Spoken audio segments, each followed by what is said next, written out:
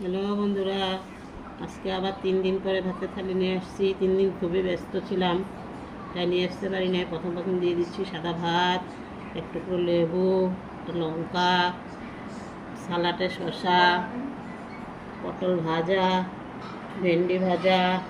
এটা হচ্ছে মোচার মাঝের ওই নরম জিনিসটা যে সেটা সর্ষা দিয়ে নারকেল দিয়ে বাটা করেছি।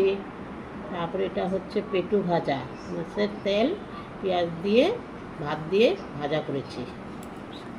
খুব টেস্টি হয় খেতে। এটা তেল পাতুরি তো সবাই খায়, এটা একটু অন্য ধরনের। এটা হচ্ছে ভুল ভুলবটি।